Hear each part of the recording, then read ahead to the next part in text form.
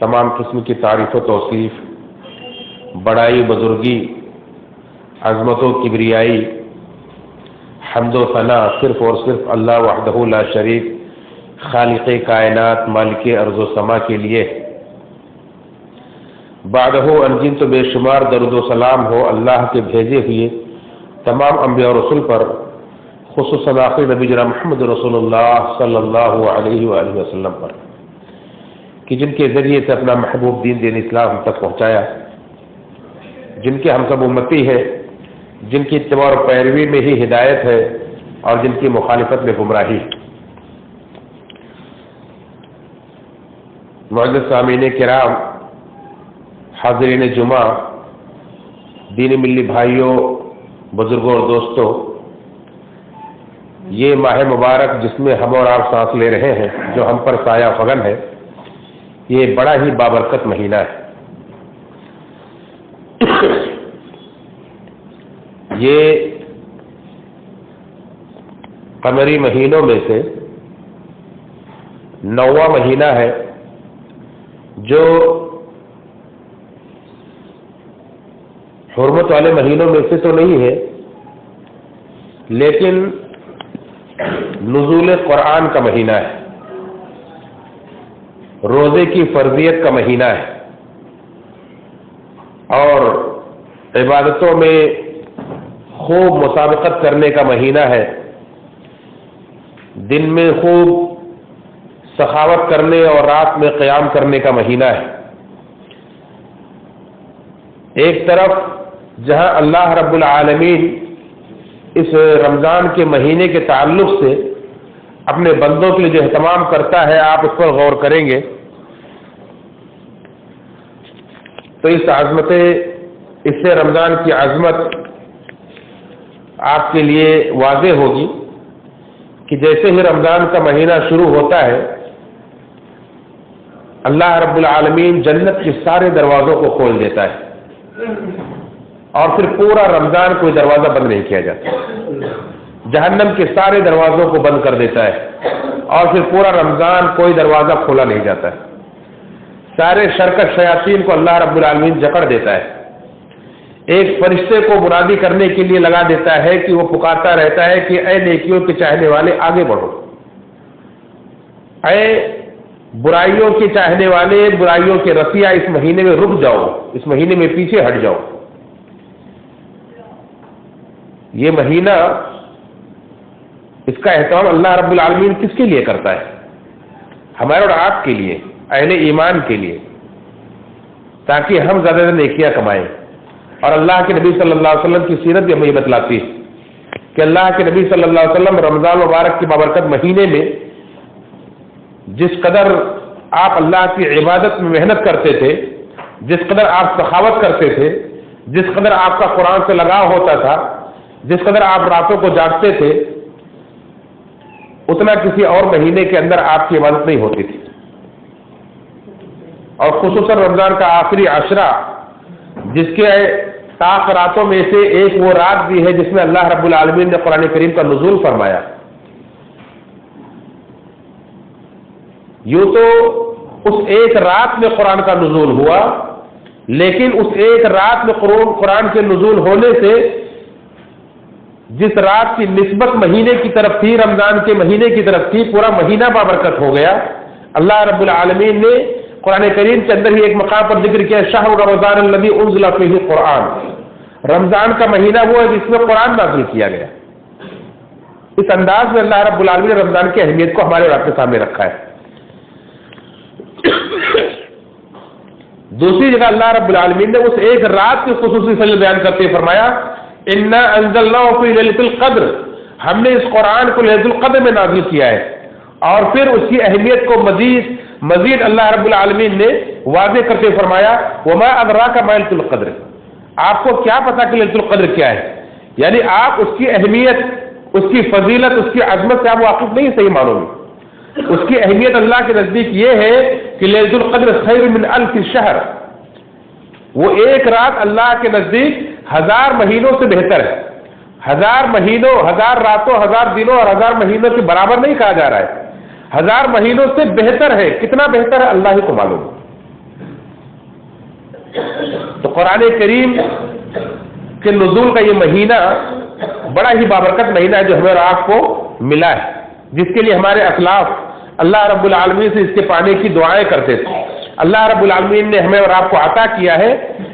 اللہ رب العالمین سے دعا کریں کہ رب العالمین جس طرح تم نے عطا کیا ہے پورا مہینہ ہمیں باحیات رکھے، پورے مہینے کی برکتوں سے ہمیں لطف اندوز ہونے کی توفیق عطا فرمائے، ہمیں عبادتوں میں سبقت کرنے کی توفیق عطا فرمائے، اللہ تعالی ہمیں زیادہ سے زیادہ نیکیاں کرنے کی توفیق عطا فرمائے، اللہ تعالی ہمیں اپنے آپ کو بدل لینے کی، اپنے آپ کو چینج کر لینے کی اور اللہ رب العالمین کی مرضی کو تعلق ڈھال لینے کی توفیق عطا فرمائے، اللہ ہماری نیکیوں کو قبول فرمائے اور پورا مہینہ اللہ رب العالمین ہم سب کو ثابت قدم رکھے اور اس بابرکت مہینے کی نیکیوں کا جو مقصد ہے، خصوصاً ماہ رمضان کے روزے جو اس مہینے کا سب سے بڑا فریضہ ہے، اس کا جو مقصد ہے وہ ہے تقوی۔ اللہ تعالیٰ ہم سب کو تقوی نصیب فرمائے، اللہ ہم سب کو متقی بنائے۔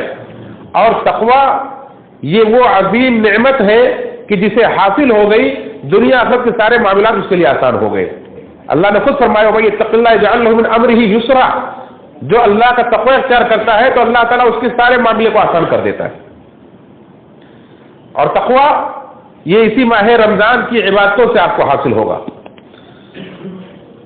لیکن ماہ رمضان کو کما حق ہو گزارنے کے لیے، اس کے اہم ترین فریضے روزے کو ادا کرنے کے لیے ضروری ہے کہ ہم اس کے مسائل سے واقف ہوں۔ اس لیے آج کے خطبہ جمعہ میں میرا عنوان ہے ماہ رمضان کے احکام و مسائل۔ ماہ رمضان کے تعلق سے کچھ باتیں میں نے آپ حضرات کے سامنے رکھی۔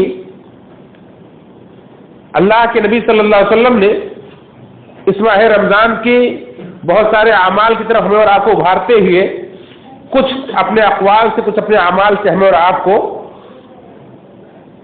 آگاہ کیا ہے۔ جیسے آپ نے فرمایا من صام رمضان ایمانا واحتسابا غفر له ما تقدم من ذنبه، جو شخص اس ماہ رمضان کے روزے کو ایمان کی حالت میں ثواب کی امید کرتے ہوئے رکھے گا تو اللہ اس کے سارے گناہوں کو بخش دے گا۔ ایسے ہی رات کے قیام جسے ہم تراویح کہتے ہیں، چاہے اسے قیام رمضان کہیں چاہے اسے تراویح کہیں، اس قیام رمضان کے تعلق سے آپ نے فرمایا من قام رمضان ایمانا واحتسابا غفر له ما تقدم من ذنبه، جو رمضان کے مہینے میں قیام کرتا ہے تو اللہ تعالیٰ اس کے ایمان کے ساتھ اور ایمان ثواب کی امید کرتے ہوئے تو اللہ تعالیٰ اس کے پچھلے سارے گناہوں کو بخش دیتا ہے۔ اور صرف یہی نہیں کہ ماہ رمضان کا یہ قیام آپ کے سارے گناہوں کی بخشش کا ذریعہ ہے، بلکہ آپ کی نیکیوں کو بڑھانے کے لیے اللہ رب العالمین نے ہمیں اور آپ کو یہ موقع دیا ہے کہ سال کے دیگر مہینوں میں ہم قیام کرتے ہیں لیکن ہمیں جماعت نصیب نہیں ہوتی ہے۔ اللہ کے رسول صلی اللہ علیہ وسلم نے فرمایا کہ ماہ رمضان میں جو شخص امام کے ساتھ جماعت کے ساتھ قیام رمضان کرتا ہے اور یہاں تک کہ امام کے ساتھ اپنے گھر پلٹ جاتا ہے، چاہے جتنی بھی دیر امام قیام کرے، آپ امام کے ساتھ قیام کرتے ہیں تو جب بھی امام پلٹ جائے، چاہے وہ 1 گھنٹے میں تراویح ختم ہو جائے چاہے 2 گھنٹہ لگے، آپ کو پوری رات کے قیام کا ثواب ملے گا۔ یہ اللہ رب العالمین آپ کو عطا کرتا ہے۔ ایسے ہی ماہ رمضان میں لیلۃ القدر میں عبادت کا اللہ تعالیٰ آپ کو 1000 مہینوں سے بھی بڑھ کر ثواب دیتا ہے۔ اللہ کے رسول صلی اللہ علیہ وسلم کا عمل یہ بتلاتا ہے کہ آپ ماہ رمضان میں وہ محنت کرتے تھے جو دیگر مہینوں میں نہیں کرتے تھے۔ اللہ کے رسول صلی اللہ علیہ وسلم یوں تو تمام لوگوں میں سب سے سخی تھے، لیکن رمضان میں آپ کی سخاوت تیز ہوا سے بھی زیادہ تیز ہو جاتی تھی۔ جیسے تیز ہوا چلتی ہو، آندھی چلتی ہو تو ہر کسی کو اپنے دامن میں لے لیتی ہے۔ اللہ کے نبی صلی اللہ علیہ وسلم کی نیکیوں اور آپ کی سخاوت، آپ کی فیاضی، آپ کے صدقہ خیرات کی حالت یہ ہوتی تھی کہ آپ رمضان کے مہینے میں اور زیادہ تیز ہو جاتے تھے۔ حالانکہ دیگر مہینوں کے تعلق سے اللہ علیہ وسلم کی سیرت میں ہم پڑھتے ہیں کہ آپ نے کبھی بھی کسی سائل کو اپنی زندگی میں نہ نہیں کہا۔ کسی نے آپ سے کوئی سوال کیا، کچھ مانگا تو آپ نے کبھی کسی کو نہ نہیں کہا ہے، آپ کی زبان سے کبھی نہ نہیں نکلا ہے۔ تو وہ نبی رمضان کے مہینے میں جس طرح سخاوت کرتے ہوں گے اسے تیز ہوا سے تشبیہ دی گئی۔ ایسے اللہ کے نبی صلی اللہ علیہ وسلم پر قرآن کا نزول ہوا، نبی کریم صلی اللہ علیہ وسلم ہمیشہ قرآن کریم کی تلاوت ہر حال میں کیا کرتے تھے۔ رمضان کے مہینے میں خصوصی طور پر جبریل امین آپ کے پاس آتے تھے اور آپ ان کے ساتھ بیٹھ کر قرآن کا دور کیا کرتے تھے۔ یہ قرآن سے لگاؤ رمضان کے مہینے میں آپ کا مختلف ہوتا تھا، بڑھ جاتا تھا۔ ان سب کے بیان کرنے کا مقصد یہ ہے کہ ہمارے اور آپ کے اندر بھی وہ چیزیں آنی چاہیے۔ ہمیں بھی اس ماہ رمضان کو ایسے ہی گزارنا چاہیے جس سے ہمارے نبی نے گزارا ہے. اللہ رب العالمین نے فرمایا لقد کان لکم فی رسول اللہ اسوۃ حسنہ، تمہارے لیے اللہ کے رسول کی زندگی میں بہترین نمونہ ہے. لمن کان یرجو اللہ والیوم الآخر وذکر اللہ کثیرا، ہر اس شخص کے لیے جو اللہ پر اور یوم آخرت پر ایمان رکھتا ہے اور اللہ سے ملاقات کی امید رکھتا ہے اور اللہ تعالیٰ کو خوب یاد کرتا ہے.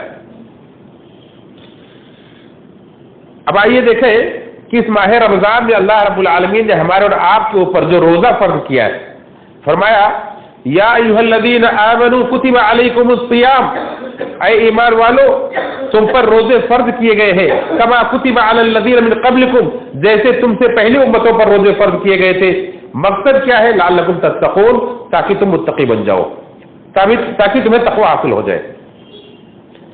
اب اس آیت کریمہ کے اندر اللہ رب العالمین نے روزے کی فرضیت کا اعلان کیا اہل ایمان کے لیے، اس کا مقصد بیان کیا کہ اس سے آپ کو تقوی حاصل ہوگا. اور کس مہینے کا روزہ رکھنا ہے اس کا ذکر اس میں نہیں ہے، لیکن اسی آیت کے آگے آپ تھوڑا جائیں گے اللہ رب العالمین نے واضح کر دیا شہر رمضان الذی انزل فیہ القرآن ھدی للناس بینات من الھدی والفرقان، کہ رمضان کا مہینہ وہ جس میں قرآن کا نزول ہوا، وہ قرآن جو لوگوں کے لیے ہدایت ہے، جس میں ہدایت کی واضح نشانیاں ہیں، حق و باطل کے درمیان فرق کرنے والی کتاب ہے. تو اب فمن شہد منکم الشہر فلیصم، تو جو اس مہینے کو پائے اسے چاہیے کہ روزہ رکھے. پتہ یہ چلا کہ رمضان کے مہینے کا روزہ فرض ہے. اور بخاری مسلم کے اندر اللہ کے رسول کی حدیث ہے، صحیح بخاری کے اندر حدیث نمبر 8 اور صحیح مسلم کے اندر حدیث نمبر 16 ہے. اللہ کے رسول صلی اللہ علیہ وسلم نے فرمایا بنی الاسلام علی خمس، اسلام کی بنیاد 5 چیزوں پر رکھی گئی. شہادت اللہ الہ الا اللہ وان محمد عبدہ ورسولہ، اس بات کی گواہی دینا کہ اللہ کے سوا کوئی معبود برحق نہیں اور محمد صلی اللہ علیہ وسلم اللہ کے بندے اور اللہ کے رسول. وإقام الصلاۃ، نماز قائم کرنا. وإیتاء الزکاۃ، اور زکات ادا کرنا. والحج، اور حج کرنا. وصوم رمضان، اور رمضان کا روزہ رکھنا. تو پتہ یہ چلا کہ رمضان کا روزہ یہ مومنوں کے اوپر فرض ہے، یہ اسلام کی بنیاد ہے، اسلام کے بنیادی ارکان میں سے ایک ہے. وہ ارکان جس کے اوپر اسلام کی عمارت کھڑی ہے، جسے ادا کر کے آپ اسلام کے دامن میں رہتے ہیں. اگر کوئی شخص ان بنیادوں میں سے کسی ایک کا انکار کر دیتا ہے تو وہ اسلام کی بنیاد کو ڈھا دیتا ہے، وہ اسلام سے نکل جاتا ہے. لہذا اس کی اہمیت کو آپ جانیں کہ رمضان کا روزہ یہ اپنی مرضی کی عبادت نہیں کہ ہم چاہے تو کریں چاہے تو نہ کریں، یہ آپ کے اوپر، ہر اہل ایمان کے اوپر فرض ہے. وہ کون سے اہل ایمان ہے جن کے اوپر روزہ فرض ہے؟ اس سلسلے میں ایسا مسلمان جس کے اندر، ایسا انسان جس کے اندر 5 صفتیں پائی جائیں. سب سے پہلی صفت یہ ہے کہ وہ مسلمان ہو، کیونکہ روزہ اہل ایمان پر فرض ہے، اہل اسلام پر فرض ہے، کافروں پر فرض نہیں ہے. جیسا کہ اللہ رب العالمین نے خود فرمایا یا ایھا الذین آمنوا کتب علیکم الصیام، اے وہ لوگوں جو ایمان لائے ہو تم پر روزے فرض کیے گئے. لہذا اہل ایمان پر فرض ہے. اللہ کے رسول صلی اللہ علیہ وسلم فرمایا بنی الاسلام علی خمس، اسلام کی بنیاد 5 چیزوں پر ہے. جس کا اسلام سے واسطہ ہی نہیں تو اس کو روزے سے کوئی لینا دینا نہیں. دوسری شرط یہ ہے کہ وہ مسلمان ہو، اور مسلمان ہونے کے ساتھ وہ عاقل ہو، عقل مند ہو. اگر کوئی مسلمان ایسا ہے جس کو عقل نہیں ہے، جس کا شمار پاگل میں ہوتا ہے، مجنون میں ہوتا ہے، تو اللہ رب العالمین کا وہ شخص مکلف نہیں ہے. اللہ رسول کی حدیث ہے کہ رفع القلم عن 3، 3 لوگوں سے قلم اٹھا لیا گیا ہے. انہی میں سے ایک وہ شخص ہے جو مجنون ہو، جس کا دماغ کام نہ کرتا ہو، جو پاگل ہو. اور ایک بچہ جس تک بالغ نہ ہو جائے، ایک سویا ہوا شخص جس تک بیدار نہ ہو جائے، یا بے ہوش شخص جس تک ہوش میں نہ جائے. تو دوسری شرط یہ کہ وہ عاقل ہو. تیسری شرط یہ ہے کہ وہ شخص بالغ ہو. جو مسلمان بالغ نہ ہو، بچہ ہو، اس پر روزہ فرض نہیں ہے، لیکن ان کی عادت کے لیے، ان کی تربیت کے لیے روزہ رکھوانا چاہیے. جیسا کہ ہمارے اسلاف سے، صحابہ کرام سے ملتا ہے، بہت ساری حدیث ملتی ہے کہ صحابہ کرام اپنے چھوٹے چھوٹے بچوں کو روزہ رکھواتے تھے، اور جب وہ بھوک و پیاس میں سے رونے لگتے تھے تو انہیں کھلونے دے کر بہکا دیا کرتے تھے. انہیں اون وغیرہ کے کھلونے بنا کر ہماری مائیں اور بہنیں بہلا لیا کرتی تھی کہ روزہ وہ نہ توڑے. اور اس طرح سے بچوں کے روزے پورے کرواتے تھے. کیونکہ کوئی بھی عمل انسان اچانک ایک بیگ وہ رکھنے کے تیار نہیں ہو پاتا ہے, اس کو عادت ڈالنی پڑتی. تو اگر ہم اپنے بچوں کو چاہتے ہیں کہ اسلام پر جئیں اور اسلام کے ارکان پر عمل پیرا ہونے والے بن کر رہے, تو شروع سے ان کو اسی تربیت کرنی پڑے گی. لہذا پورا رمضان اگر نہ رکھ سکتے ہو تو نابالغ بچے جتنے بھی روزے رکھ سکتے ہیں انہیں کوشش کرنی چاہیے موسم کے حساب سے جتنی ہو سکے روزے رکھوانے چاہیے. بالغ کا مطلب یہ ہے کہ وہ لڑکے اور لڑکیاں جن کے شرمگاہ کے ارد گرد بال اگائے ہوں. دوسری شرط یہ ہے کہ انہیں احتلام ہوتا ہو, یعنی رات میں نائٹ فال ہوتا ہو. یا عورتوں کے لیے ایک اور شرط ہے کہ انہیں مہینے کا حیض آتا ہو, یا ان میں سے اگر کوئی شرط نہ پائی جاتی ہو تو 15 سال کی عمر کو پہنچ گئے ہو تو بالغ شمار کیے جائیں گے. یعنی 15 سال سے پہلے اگر ان میں سے کوئی شرط پائی گئی تو بالغ شمار کیے جائیں گے. اگر ان میں سے کوئی شرط نہیں پائی جاتی ہے لیکن ان کی عمر 15 کو پہنچ گئی ہے تو وہ بالغ مسلمان شمار کیے جائیں گے اور وہ اسلام کے مکلف ہوں گے. تمام فریضے ان کے اوپر عائد ہوں گے. روزہ بھی ان کے اوپر فرض ہوگا. اب وہ اپنی مرضی سے روزہ نہیں رکھیں گے کہ ہم چاہے تو رکھیں, جتنے رکھ سکیں اتنے رکھیں. نہیں, انہیں پورے رمضان کا روزہ رکھنا ضروری. اور گھر والوں کو بھی چاہیے کہ ایسے بچوں کو جو 15 سال کے ہو چکے ہیں یہ سوچ کر کے کہ ابھی تو ایگزام چل رہا ہے, ابھی تو اسکول جا رہا ہے, ابھی مشکل ہوگی, روزہ نہ چھوڑوائیں. وہ گنہگار ہوتے ہیں. روزہ کا چھوڑنا کوئی معمولی جرم نہیں ہے. انشاءاللہ آگے آپ سنیں گے کہ کتنا بڑا جرم.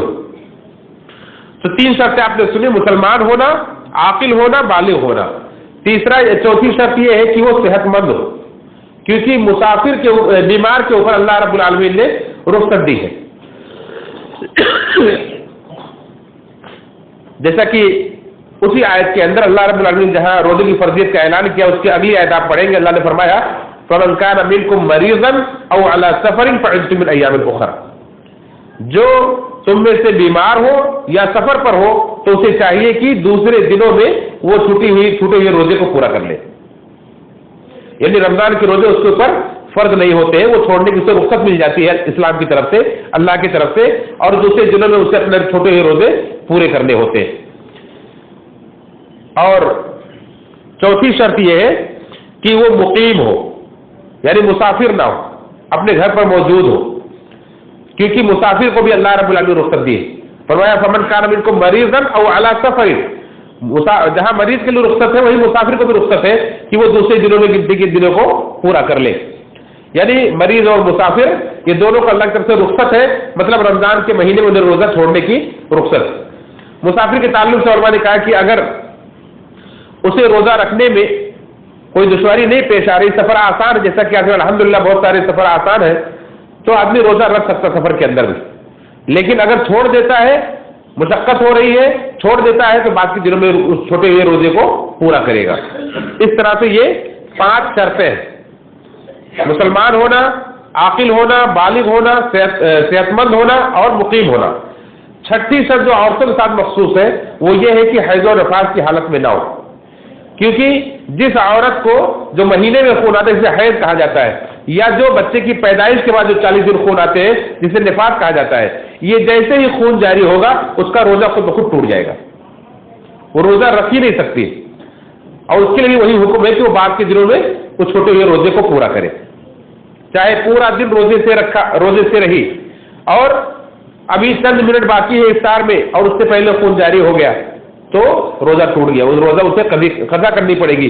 اگرچہ جو اس نے مشقت اٹھائی پورا دن روزہ رکھا ہے, اللہ تعالیٰ اس کو اجر دے گا, لیکن وہ روزہ اس کا شمار نہیں ہوگا.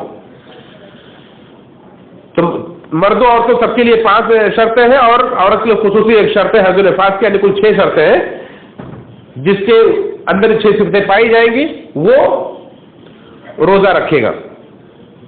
اسی طرح سے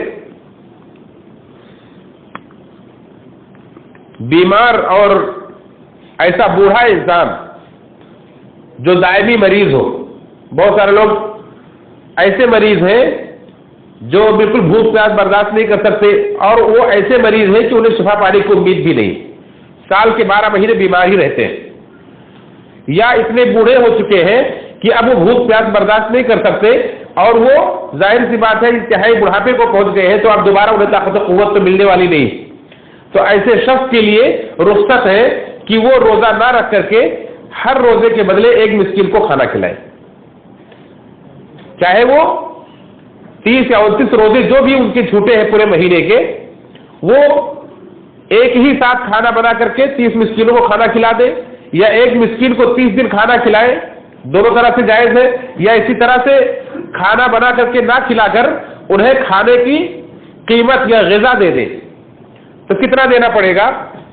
نصف سا، یعنی ایک سا جو 2.5 کلو کا ہوتا ہے اس کا آدھا، یعنی 1.25 کلو اناج جو آپ کھاتے ہیں ایک روزے کے بدلے آپ کو ادا کرنے پڑیں گے۔ ایسا بیمار جو ہمیشہ بیمار رہتا ہو، شفا پانے کی کوئی امید نہ ہو، یا ایسا بوڑھا جو بڑھاپے کی اس عمر کو پہنچ گیا ہو کہ اب وہ روزہ رکھنے کے لائق نہ رہ گیا ہو، ایسے شخص کو ہر روزے کے بدلے فدیہ دینا ہے، اور ہر روزے کے بدلے ایک مسکین کو کھانا دینا ہے جس کی مقدار 1.25 کلو اناج ہوتی ہے۔ اب وہ 1.25 کلو اناج آپ جو بھی کھاتے ہیں وہ اناج خرید کر دے دیں یا اس کی قیمت دے دیں، کوئی حرج کی بات نہیں۔ اسی طرح سے حاملہ اور دودھ پلانے والی عورتوں کے لیے بھی عبداللہ ابن عباس رضی اللہ تعالیٰ عنہ اور عبداللہ ابن عمر رضی اللہ عنہ کا فتویٰ یہی ہے، جیسا کہ دارقطنی کے اندر موجود ہے، کہ کہتے ہیں کہ اگر وہ مشقت محسوس نہ کرے تو چھوڑ کر کے روزے رکھ سکتی، جیسا کہ بہت سارے علماء نے کہا کہ رمضان میں اگر کوئی عورت حاملہ ہے اور اس کو خطرہ ہے کہ روزہ رکھے گی تو اس کے پیٹ کے بچے کو تکلیف ہوگی، نقصان پہنچے گا، یا عورت دودھ پلا رہی بچے کو اور اگر وہ روزہ رکھے گی تو اس کے بچے کو دودھ نہیں ملے گا اور اسے نقصان ہوگا، تو ایسی عورتوں کی رخصت ہے کہ وہ روزہ چھوڑ کر کے بعد کے دنوں میں پورا کر لے۔ لیکن ظاہر سی بات ہے یہ ایک لمبی مدت ہوتی ہے، دودھ پلانے کی مدت 2 سال کی ہوتی ہے، حاملہ کی مدت 9 مہینے کی ہوتی ہے، اور اس کے بعد پھر دودھ پلانے کا مرحلہ شروع ہو جاتا ہے، تو ہو سکتا ہے بعد میں انہیں پھر موقع نہ ملے، تو اس لیے یہ رخصت بھی ہے۔ صحابی کا عبداللہ ابن عمر رضی اللہ عنہ اور عبداللہ ابن عباس رضی اللہ عنہ کا فتویٰ ہے کہ اگر حمل والی عورت یا دودھ پلانے والی عورت بعد میں روزہ نہ رکھ پا رہی ہو اور وہ فدیہ دے دے تو بھی کوئی حرج کی بات نہیں ہے، فدیہ دے سکتی، وہ بھی ایک روزے کے بدلے ایک مسکین کو کھانا دے سکتی ہے۔ لیکن چاہے دائمی مریض ہو، چاہے بوڑھا ہو، چاہے یہ حاملہ اور مرضیہ دودھ پلانے والی عورتیں ہو، یاد رکھیں روزے کی قائم مقام کوئی چیز نہیں ہے، یہ رخصت سے فائدہ اٹھا کر کے اس کا غلط استعمال نہ کریں۔ اگر آپ کے اندر طاقت و قوت ہے تو آپ روزے رکھیں، جیسا کہ بہت ساری حاملہ عورتوں کو دیکھا گیا ہے، بہت ساری دودھ پلانے والی عورتوں کو دیکھا گیا ہے کہ وہ روزہ رکھتی ہیں، الحمدللہ کوئی فرق نہیں پڑتا ہے، کوئی نقصان نہیں ہوتا ہے۔ تو روزہ اگر آپ رکھ سکتے ہیں تو رکھیں، یہ آپ کے لیے زیادہ بہتر ہے، کیونکہ اللہ رب العالمین کی طرف سے آپ کے لیے مشقت نہیں ہے، یہ اللہ کی طرف سے آپ کے لیے عطیہ ہے۔ روزے کا ثواب جب روزے دار پائیں گے تو آپ دیکھیں گے کہ کس قدر اللہ رب العالمین ہے خوش کرتا ہے قیامت کے دن۔ لہذا اس کا غلط استعمال کر کے اسے ناجائز فائدہ نہ اٹھائے، بلکہ کوشش کرے روزہ رکھنے کی، اگر نہ ہو سکے تب یہ آخری درجے میں آپ کے لیے رخصت ہے۔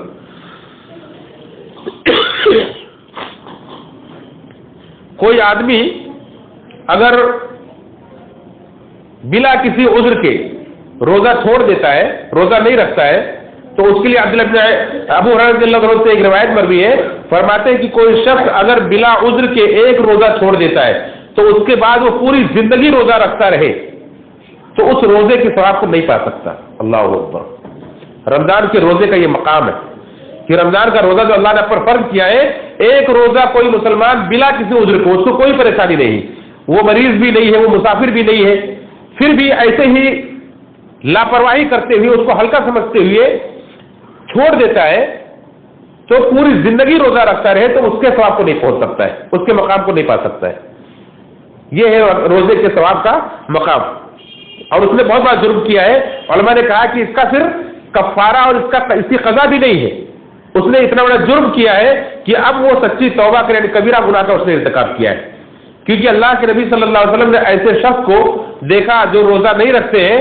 آپ کو جب معراج میں جنت و جہنم کا دیدار کرایا گیا، آپ نے دیکھا کہ کچھ لوگ ہیں جنہیں الٹا لٹکا دیا گیا ہے، ان کے جبڑوں کو ایک چیرنے والا فرشتہ چیر رہا ہے، جب وہ دائیں طرف سے چیر کر گدی تک پہنچا دیتا ہے اور خون بہنے لگتا ہے تو بائیں طرف آتا ہے ادھر چیرنے کے لیے، اس کے ہاتھ میں ایک ہتھیار ہے چیرنے کے لیے، وہ بائیں طرف آتا ہے اور ادھر چیرتا ہے، گدی تک پہنچا دیتا ہے، پھر ادھر کا وہ صحیح ہو جاتا ہے، پھر ادھر آتا ہے، ادھر سے چیرتا ہے، باری باری دونوں طرف وہ اس کے جبڑے کو چیر رہا ہے۔ تو جب پوچھا گیا تو بتلایا گیا کہ یہ وہ شخص تھا جو روزے توڑ دیا کرتا تھا. یہ روزہ توڑنے والے کا یہ انجام ہے, لہذا اس سے بچنا چاہیے. اسی طرح سے اگر کوئی شخص نظر مانا تھا, رمضان کے روزے فرض, اس کے علاوہ ایک روزہ اور فرض ہے کہ کوئی آدمی نظر مان لے کہ میں فلاں دن کا روزہ رکھوں گا, میں اتنے دن کا روزہ رکھوں گا, اور اس کا انتقال ہو جاتا ہے, وہ روزہ نہیں رکھ پاتا ہے, تو اللہ کے رسول کا حکم ہے کہ اس کے اہل و عیال, اس کے قریبی رشتہ دار اس کی طرف سے وہ روزہ رکھیں گے, پورا کریں گے. کسی آدمی نے نظر مانا کہ میں روزہ رکھوں گا, اور روزہ رکھنے سے پہلے اس کا انتقال ہو گیا, تو اس کے لیے اس کے قریبی رشتہ دار اس کی طرف سے وہ روزہ پورا کریں گے, اس میں فدیہ نہیں دے سکتے ہیں.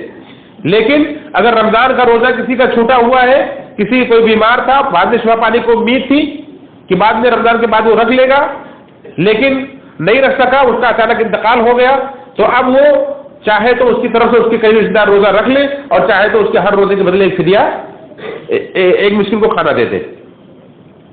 اسی طرح سے جن کے روزے چھوٹ جاتے ہیں کسی وجہ سے, چاہے بیماری کی وجہ سے, سفر کی وجہ سے, عورتوں کے حیض و نفاس کی وجہ سے, تو رمضان گزرنے کے بعد وہ چھوٹے ہوئے روزے کو جس طرح سے بھی آسانی محسوس کر رکھ سکتے ہیں. چاہے تو ایک ساتھ چھوٹے سارے روزے رکھ لے, چاہے تو ایک ایک کر کے ہر ہفتے میں, ہر مہینے میں رکھے, اور اگلا رمضان آنے تک کوشش کرے کہ انہیں پورا کر دے.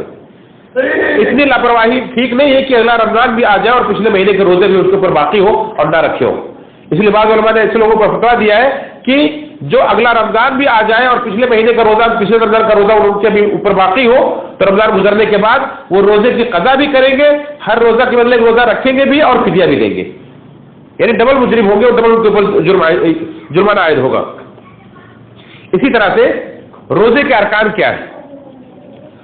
روزے کے ارکان یعنی ہمیں روزے میں کس چیز کا خیال رکھنا ضروری ہے. ایک تو سب سے پہلی چیز ہے نیت.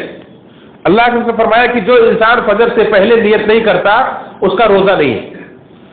یعنی سورج فجر کے طلوع سے پہلے, جسے صبح صادق کہا جاتا ہے, جب فجر کی اذان ہوتی ہے صبح صادق سے پہلے, رات میں کسی بھی وقت آپ کی نیت ہونی ضروری ہے کہ میں روزے سے ہوں. اگر آپ نے رات میں نیت نہیں کی تھی, فجر طلوع ہو گئی, فجر کی اذان ہو گئی, فجر کی نماز پڑھ لی, اب بعد میں آپ نیت کرنا چاہتے ہیں تو آپ کا روزہ صحیح نہیں ہوگا. اس لیے نیت ضروری ہے. اور نفل روزے کے لیے آپ دن میں کسی بھی وقت نیت کر سکتے ہیں, بشرطے کہ آپ نے صبح سے کچھ نہ کھایا پیا ہو. لیکن فرض روزے کے لیے فجر سے پہلے نیت ہونا ضروری ہے, اور نیت یہ دل کے ارادے کا نام ہے. یہ زبان سے کوئی الفاظ اللہ کے نبی صلی اللہ علیہ وسلم سے ثابت نہیں ہے. لہذا جو الفاظ لوگ بناتے اور پڑھتے ہیں نویت و رسوم غدن, یہ الفاظ اللہ کے نبی صلی اللہ علیہ وسلم کے صحابہ سے ثابت نہیں ہے. لہذا دل کے ارادے کا نام نیت ہے. یہ پہلا رکن ہے روزے کا, اس کے بغیر روزہ مکمل نہیں ہوتا ہے. دوسرا رکن یہ ہے کہ صبح صادق سے لے کر کے, یعنی طلوع فجر سے لے کر کے غروب آفتاب تک, سورج کے ڈوبنے تک آپ ہر اس چیز سے پرہیز کریں جو آپ کے روزے کو توڑ دینے والے ہیں یا آپ کے روزے کو خراب کر دینے والے. یعنی بظاہر ایسا ہے کہ اس کے کرنے سے آپ کے روزے کے توڑنے کا فتویٰ تو نہیں دیا جا سکتا, لیکن وہ چیز آپ کے روزے کو کے ثواب کو برباد کر دینے والی. جیسے اللہ نے فرمایا کہ من لم يدع قول الزور والعمل به فليس لله حظ ان يدع طعامه وشرابه, جو آدمی جھوٹ بولنا, جھوٹی بات پر عمل کرنا نہیں چھوڑتا, تو اللہ کو کوئی حاجت نہیں کہ اپنا وہ شخص اپنا کھانا پینا چھوڑ دے. اب جھوٹ بولنے سے آپ کے روزے کا ثواب تو ضائع ہو جاتا ہے, لیکن یہ نہیں کہہ سکتے کہ فلاں نے جھوٹ بولا اس کا روزہ ٹوٹ گیا, اس کو قضا کرنی پڑے گی. اسے روزہ توڑنے کا, روزہ ٹوٹنے کا فتویٰ نہیں دے سکتے. ہاں یہ کہہ سکتے ہیں کہ اس نے جھوٹ بول کر کے اپنے روزے کا ثواب برباد کر لیا ہے. لہذا روزہ توڑنے والی چیزوں سے بھی اور ایسی باتوں, ایسے کاموں سے بھی بچے جو آپ کے روزے کے ثواب کو برباد کر دینے والی. اب آئیے مختصر طور پر دیکھیں وہ کون سے کام ہیں جس سے روزہ ٹوٹ جاتا ہے. تو کچھ باتیں آپ نے ابھی سنی, میں سرسری طور پر ان باتوں کا پھر سے ایک بار تذکرہ کر دیتا ہوں. کچھ مزید چیزیں بھی ہیں, کل 8 چیزیں ہیں, بلکہ ایک اور چیز اگر اضافہ کریں تو 9 چیزیں بنتی ہیں جس سے انسان کا روزہ ٹوٹ جاتا ہے. کھانے پینے سے روزہ ٹوٹ جاتا ہے, اور کھانے پینے کے قائم مقام جو چیزیں ہیں ان سے بھی روزہ ٹوٹ جاتا ہے. یعنی کھانا پینا کا جو مقصد ہے کہ آپ کو غذا ملتی ہے, آپ کو قوت ملتی ہے, اسی طرح سے اگر آپ گلوکوز چڑھواتے ہیں, آپ طاقت کا انجیکشن لیتے ہیں, آپ خون چڑھواتے ہیں اپنے بدن میں, تو یہ بھی کھانے پینے کے قائم مقام ہے, اس سے بھی روزہ ٹوٹ جائے گا. تو جان بوجھ کر کھانے پینے سے, ہاں بھول کر کوئی کھا پی لے, چاہے پیٹ بھر کر کھا لے, اللہ کے رسول کی حدیث ہے کہ جو انسان بھول کر کھا لے تو وہ اپنا روزہ پورا کرے، اس پر اس کے روزے پر کوئی حرف نہیں آئے گا. یہ اللہ رب العالمین کی طرف سے اس کے لیے انعام ہے کہ اللہ نے اسے کھلایا اور کھلایا. لیکن واقعی اگر بھول کے کھایا پیا ہے، اللہ رب العالمین کو معلوم ہے، تو بھول کر کھا پی لینے سے روزہ نہیں ٹوٹتا ہے، جان بوجھ کر کھانے پینے سے روزہ ٹوٹ جاتا ہے. اور کھانے پینے کے قائم مقام جو چیزیں ہیں، گلوکوز چڑھوانا، طاقت کا انجیکشن لینا، یا اسی طرح سے خون چڑھوانا وغیرہ، اس سے بھی روزہ ٹوٹ جائے گا. تو یہ 2 چیزیں ہوئی. تیسری چیز ہے جمع کرنا، بیوی سے ہم بستری کرنا، اس سے بھی روزہ ٹوٹ جاتا ہے. اور اس سے روزہ ٹوٹ جاتا ہے، اس کے قضا بھی کرنی پڑے گی اور اس کا کفارہ بھی ہے. اس کا کفارہ یہ ہے کہ اگر آپ نے ایک روزہ توڑا ہے تو اس کے بدلے میں آپ ایک غلام آزاد کریں. بیوی سے جو کوئی رمضان کے مہینے میں روزے کی حالت میں دن میں ہم بستری کر لے تو اس کے لیے کفارہ یہ ہے کہ وہ ایک غلام آزاد کرے. غلام آزاد کرنے کا تو آج زمانہ نہیں ہے، تو دوسرا کفارہ یہ ہے کہ 60 مسکین کو کھانا کھلائے. اگر اس کی طاقت نہیں ہے تو لگاتار بلا ناغا کیے ہوئے 60 روزے مسلسل رکھے، 60 روزے رکھے. یہ 3 کفارے اس کے لیے بتلائے گئے. اسی طرح سے جماع کے قائم مقام جو چیزیں، یعنی کوئی آدمی ایسی شہوت اختیار کرے جس سے اس کی منی خارج ہو جائے، چاہے وہ ہاتھ سے خارج کرے یا ایسی حرکتیں کرے جس سے اس کا منی خارج ہو جائے، تو اس سے بھی روزہ ٹوٹ جائے گا. اگر وہ جان بوجھ کر کرتا ہے، اگر رات میں سویا اور نائٹ فال ہو گیا تو اس کو، یا دن میں روزے کی حالت میں سو گیا اور احتلام ہو گیا تو اس کا روزہ نہیں ٹوٹے گا. لیکن اپنے ارادے سے اگر کوئی کرتا ہے تو اس کا روزہ ٹوٹ جائے گا، کیونکہ اللہ رب العالمین نے فرمایا کہ بندہ کھانے اور پینے کو اپنی شہوت کو میرے لیے چھوڑتا ہے. تو اگر وہ جان بوجھ کر اپنی شہوت پوری کرتا ہے، چاہے بھلے بیوی سے نہ کسی اور ذریعے سے ہو، تو ظاہر سی بات اس نے شہوت تو نہیں چھوڑی، تو اس کا روزہ ٹوٹ جائے گا. اسی طرح سے یہ کچھ 4 چیزیں ہوئی. 5ویں چیز ہے عورتوں کا حیض و نفاس آنے سے روزہ ٹوٹ جائے گا، جیسا کہ میں نے تفصیل کے ساتھ اس سے پہلے بتلایا ہے. 6ٹھی چیز ہے قصداً قے کر دینے سے. جان بوجھ کر کوئی آدمی قے کرتا ہے کسی بھی طریقے سے، چاہے وہ ہاتھ ڈال کر یا کسی بھی طریقے سے قے کرتا ہے، اس کا روزہ ٹوٹ جائے گا. اور اگر خود بخود قے آ جاتا ہے تو اس کا روزہ نہیں ٹوٹے گا. ابو داؤد کی روایت ہے کہ اللہ نے فرمایا کہ جو آدمی جس کو بغیر ارادے کے قے ہو گیا تو اس کا روزہ نہیں ٹوٹے گا، لیکن جو جان بوجھ کر قے کرے تو اسے چاہیے کہ اپنے روزے کی قضا کرے. جو ابو داؤد کی روایت ہے. اسی طرح سے 6ٹھی چیز جو روزہ توڑنے والی وہ ہے مرتد ہو جانا. روزہ اہل ایمان پر فرض ہے. کوئی آدمی ایمان چھوڑ دے، مرتد ہو جائے، کافر ہو جائے تو اس کا روزہ ٹوٹ جاتا ہے. اور پھر سے اگر وہ ایمان لاتا ہے تو اس کا وہ روزہ ٹوٹا ہوا مانا جائے گا، اس کو قضا کرنی پڑے گی. اور 8ویں چیز ہے نیت. کسی آدمی نے کچھ کھایا پیا نہیں، کوئی عمل ایسا نہیں کہ جس سے روزہ ٹوٹتا ہے، لیکن اس نے دل میں ارادہ کیا، نیت کیا کہ میں روزے سے نکل رہا ہوں، میں روزہ توڑ رہا ہوں، میں آج روزے سے نہیں ہوں، تو اس کا روزہ ٹوٹ جائے گا. نیت سے بھی روزہ ٹوٹ جائے گا. اسی طرح سے مسئلہ یہ سے معلوم پڑا کہ اگر آپ کہیں ایسی جگہ پر ہیں کہ روزے کے افطار کا ٹائم ہو گیا ہے اور آپ کے پاس کھانے پینے کی کوئی چیز نہیں، تو آپ کیسے افطاری کریں گے؟ تو آپ اس وقت اپنی نیت سے افطاری کر سکتے ہو. کہہ سکتے ہیں کہ میں روزے سے نکل رہا ہوں، میں افطاری کر رہا ہوں. آپ کی افطاری ہو جائے گی، آپ کا روزہ وہیں ختم ہو جائے گا. اسی طرح سے دن میں اگر کوئی آدمی اپنی نیت صرف کر لے، چینج کر لے کہ میں صبح سے روزے سے تھا، فجر سے میں نے نیت کی تھی لیکن اب میں اپنی نیت توڑ رہا ہوں، تو اس کا روزہ ٹوٹ جائے گا. کیونکہ انما الاعمال بالنیات، تمام عمل کا دور مدار نیتوں پر ہے. ایک 9ویں چیز ہے وہ ہے بے ہوشی. وہ ایک انسان صبح سے لے کر کے طلوع فجر سے لے کر غروب آفتاب تک پورا دن بے ہوش رہا تو اس کا روزہ وہ ٹوٹ جائے گا. کیونکہ روزہ کہتے ہیں انسان اپنے ارادے اپنے خواہش سے کھانا پینا چھوڑے. وہ جب ہوش میں ہی نہیں تھا تو اس نے اپنے خواہش سے تو کھانا پینا چھوڑا نہیں، اس لیے اس کا روزہ تسلیم نہیں کیا جائے گا. ہاں دن میں کسی بھی وقت اگر تھوڑی دیر کے لیے بھی ہوش میں آ گیا تو اس کا روزہ مانا جائے گا. اسی طرح سے کچھ چیزیں جس سے احتیاط کرنی چاہیے، جیسے ہم جب وضو کرتے ہیں تو اللہ نے فرمایا کہ جب تم میں سے کوئی وضو کرے تو چاہیے کہ کلی کرنے میں اور ناک پہ پانی چڑھانے میں خوب مبالغہ کرے، لیکن جب روزے سے ہو تو یہ کام مبالغہ سے نہ کرے. یعنی کلی کرنے میں اور ناک پہ پانی ڈالنے میں اتنا مبالغہ نہ کرے کہ پانی آپ کے حلق کے نیچے اتر جائے، کیونکہ ناک اور منہ کے دونوں راستے سے پانی حلق کے نیچے اتر سکتا ہے. لہذا کلی کرے، ناک میں پانی چڑھائے، لیکن مبالغے کے ساتھ نہ کرے، بہت زیادہ اس میں غلو نہ کرے. اسی طرح سے ہم جو تھوک ہمارے منہ سے نکلتا ہے اور پھر واپس ہمارے منہ میں ہمارے پیٹ میں حلق میں چلا جاتا ہے، اس سے روزہ نہیں ٹوٹتا ہے، کیونکہ وہ ہمارے پیٹ کی اپنی چیز ہے. اور باہر سے کوئی چیز اگر آپ حلق کے نیچے اتارتے ہیں تو وہ کھانے پینے کے ظلم میں آئے گا. جس کو کھانسی ہوتی ہے، سردی ہوئی ہے اور بلغم نکلتا ہے اور پھر آدمی کے حلق میں چلا جاتا ہے، اس سے روزہ نہیں ٹوٹتا ہے۔ یہ چند باتیں تھیں، وقت کی قلت کی بنا پر میں نے جلد بازی میں بیان کی ہے۔ اللہ رب العالمین سے دعا ہے رب العالمین ہم سب کو صحیح معنوں میں روزے کے مسائل کو سیکھنے اور سمجھنے کو عطا فرمائے، اور اللہ تعالیٰ ہم سب کو خلوص کے ساتھ اللہ علیہ وسلم کی سنت کے مطابق اپنے روزے کو پورے رمضان کے مہینے کو گزارنے کی توفیق فرمائے، اللہ انہیں قبول فرمائے اور دنیا آخرت میں ثواب کا ذریعہ بنائے، ہمارے گناہوں کی بخشش کا ذریعہ بنائے، رب العالمین ہماری کامیابی کا ذریعہ بنائے، رب العالمین ہمارے جو بھائی پریشان کی پریشانی کو دور فرمائے، جو بیمار انہیں شفا عطا فرمائے، ہمارے حلال روزے میں برکت عطا فرمائے، جو بے اولاد انہیں اولاد عطا فرمائے، رب العالمین جہاں بھی مسلمان پریشان کی پریشانی کو دور فرما، رب العالمین جو بھی دین اسلام کی خدمات کر رہے ہیں، دین اسلام کے لیے قربانیاں دے رہے ہیں، اللہ تعالیٰ قبول فرما، اللہ تعالیٰ ہم سب کو جب تک زندہ رکھے دین اسلام پر زندہ رکھے، جب بھی دنیا سے اٹھائے تو حق ایمان پر اٹھائے، رب العالمین ہم سب کو قیامت کے دن عذاب قبر سے عذاب جہنم سے نجات عطا فرمائے، ہم سب کو جنت الفردوس میں نبی کریم صلی اللہ علیہ وسلم کے صحابہ کرام کا نیک لوگوں کا ساتھ نصیب فرمائے، آمین تقبل یا رب العالمین۔ ان اللہ وملائکته یصلون علی النبی یا ایھا الذین آمنوا صلوا علیہ وسلموا تسلیما، اللهم صل على محمد وعلى ال محمد كما صليت على ابراهيم وعلى ال ابراهيم انك حميد مجيد، اللهم بارك على محمد وعلى ال محمد وبارك على ابراهيم وعلى ال ابراهيم انك حميد مجيد۔ عباد الله رحمكم الله، ان الله يأمر بالعدل والاحسان وايتاء ذي القربى وينهى عن الفحشاء والمنكر والبغي